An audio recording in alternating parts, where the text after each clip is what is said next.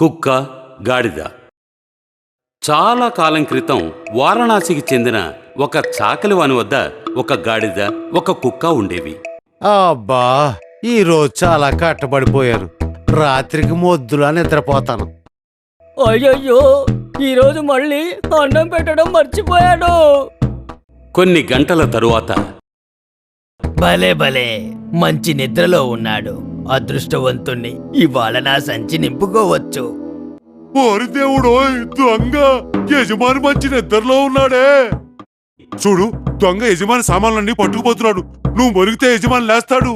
నేనెందుకు మొరగాలి? యజమాని నన్ను అసలు పట్టించుకోడు. కొంచెం భయం కలిగితే నేనెంత అవసరమో, నన్నెంత బాగా చూసుకోవాలో కొంచెం అర్థం అవుతుంది. గాడిదకు కోపం వచ్చింది. మన యజమానికి ఇంత ద్రోహం తలపెడతావా, విశ్వాసం లేని ఊర కుక్క!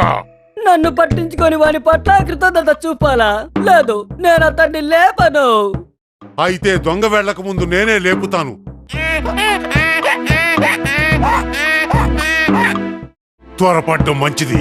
దరిద్రపు గాడిది పూర్తి వాడకట్నే లేపెట్టుంది.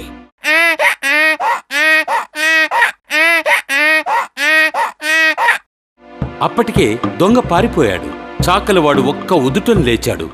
బుద్ధి లేని గాడిద నా నిద్రంతా పాడు చేసింది. అర్ధరాత్రి అరిచినందుకు దాని పని పడతాను. ఒక కర్ర తీసుకుని సావట్లోకి వెళ్ళాడు. చాకలివాడు గాడిదని నిర్దయగా కొట్టాడు.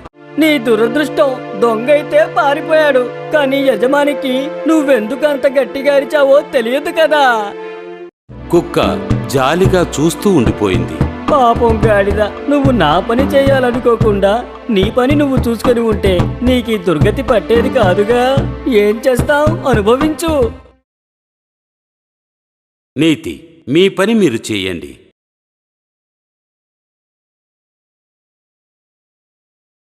ఈ వీడియో మీకు నచ్చినట్లయితే లైక్ చేయండి, షేర్ చేయండి, మా ఛానల్ని సబ్స్క్రైబ్ చేసుకోండి.